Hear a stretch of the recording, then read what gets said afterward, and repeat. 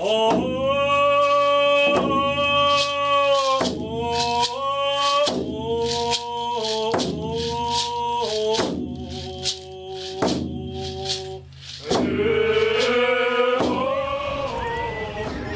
children are our future, and we need to set a strong foundation for them.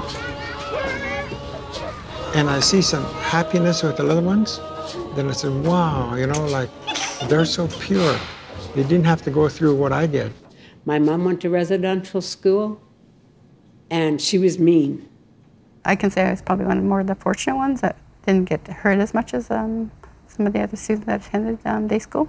I didn't feel good at the public school. It was very demeaning. I was being bullied by older students, and I felt really out of place. We just didn't really bring very much of our Indigenous being out for protection purposes. The elders got together and said they need to teach the language, the culture, and that's why we opened. So this is Mary Charles. Her Willamook name is Lamo Iwasdau. She's my aunt through my dad's side of the family, and she's the one that first started getting all of our mums and everybody else involved in education.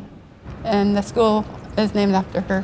When you walk through the doors, it's like coming home. Really nice when kids can come up and give you a hug or a high five, or even be called auntie by some of the teachers here. I try to get the kids to treat it like it's their house. I don't do assigned seating for the most part, just to let them be comfortable in the whole environment.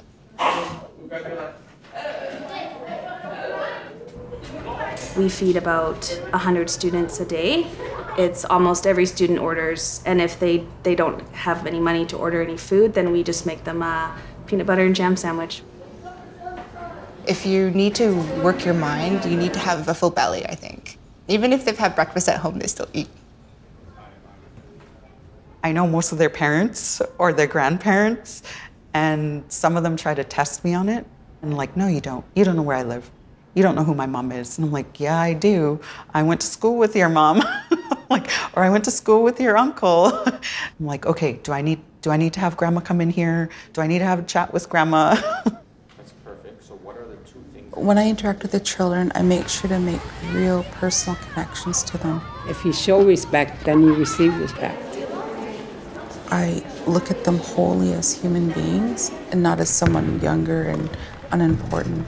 I value their knowledge, I value their connection, I value their being, and I thank them every day for deciding to come here. I learn as much from them as I hope that they're learning from me. I like encouraging kids that are like sloughing it. I've had kids, say to me, Miss White, I'm not gonna make it. And I've said to them, I don't understand that sentence, so I'm just not accepting that. Here's what we're gonna do. And I said, come on, you guys, I know you can do it.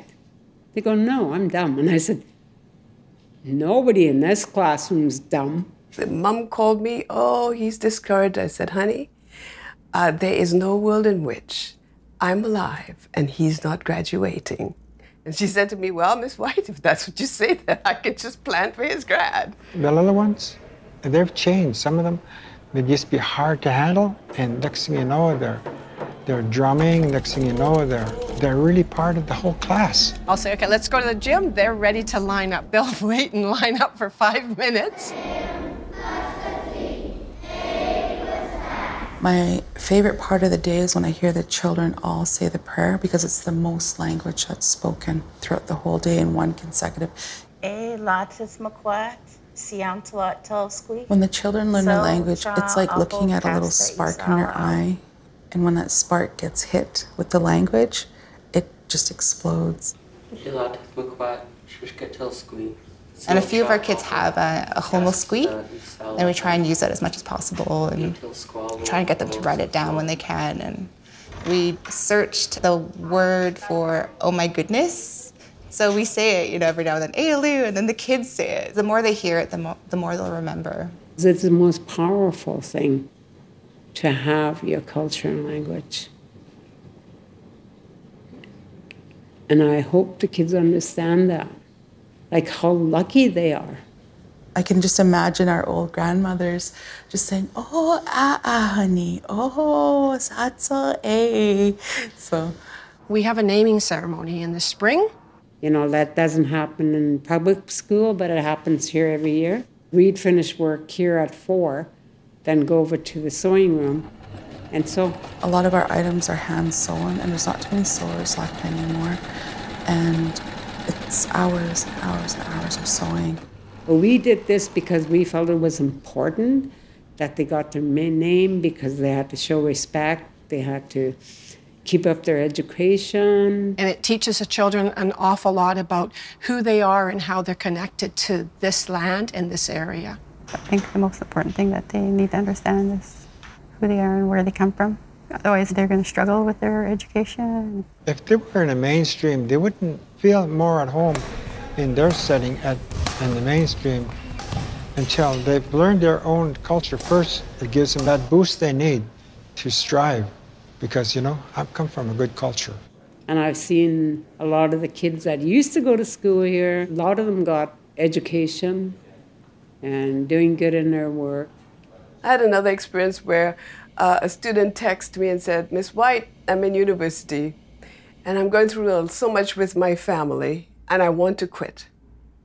But I hear your voice in my head and I can't give up." That's it. When they first had the college, I said, look, not only can you go to elementary school, go to high school, now you can go to college here in your own community. Those kids are going out and they're going to make families.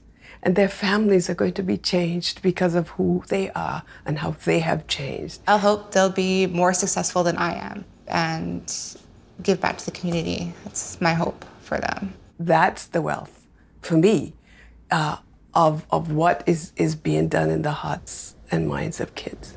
And if children believe they're important as children, they'll believe they're important as adults, and they'll feel loved. And the care and the love is genuine. I genuinely love all these children here, and it's so important.